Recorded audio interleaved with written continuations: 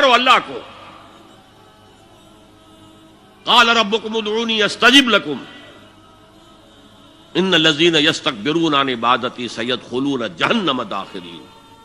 تمہارا رب کہتا ہے مجھے پکارو، مجھ سے مانگو، میں تمہیں دوں گا، تمہاری دعا سنوں گا، قبول کروں گا.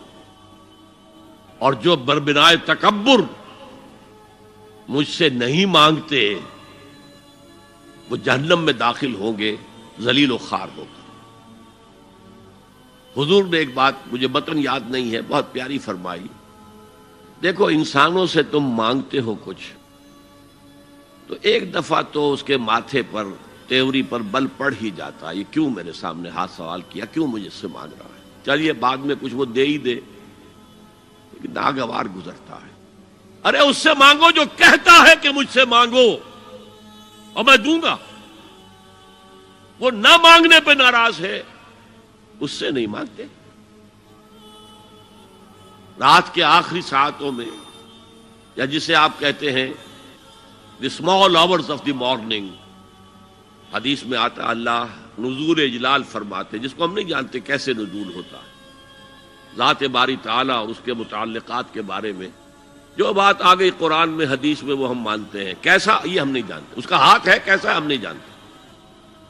اس کا چہرہ ہے کیسا ہے ہم نہیں جانتے. اس کی ساق ہے، اس کی پنڈلی ہے کیسی ہے ہم نہیں جانتے. وہ سنتا ہے کیسے سنتا ہے ہم نہیں جانتے. کیا اس کے کان ہیں؟ کیا اسے بھی ساؤنڈ ویوز کی ضرورت ہے سننے کے لیے؟ وہ دیکھتا ہے کیسے دیکھتا ہے ہم نہیں جانتے. وہ اترتا ہے کیسے اترتا ہے ہم نہیں جانتے. جو قرآن میں آ گیا حدیث میں آ گیا مان لیجئے بس.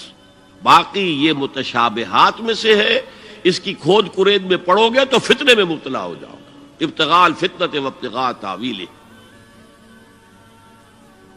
لہذا حدیث میں آتا ہے کہ رات کے آخری ساعتوں میں اللہ سمائے دنیا تک نزول فرماتے ہیں اور پھر ندا لگتی ہے حل من سائل فاعطیہ، ہے کوئی سوال کرنے والا مانگنے والا کہ میں اسے دوں.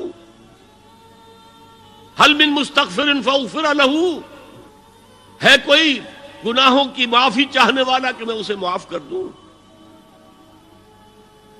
ہم انٹا غفیل سو رہے ہیں.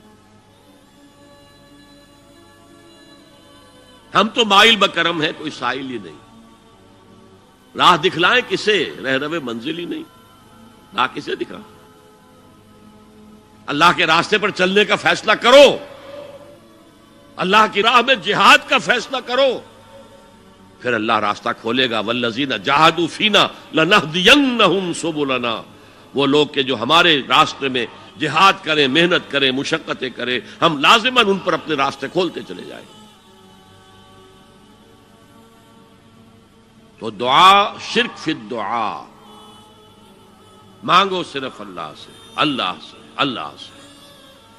وہ چاہے کسی فرشتے کے ذریعے، چاہے کسی فوت شدہ ولی اللہ کی روح کے ذریعے سے، چاہے کسی کو بھی نہیں، براہ راست اپنے حکم سے. اس کی تو قدرت ہے، جو چاہے کرے. کن فیکون.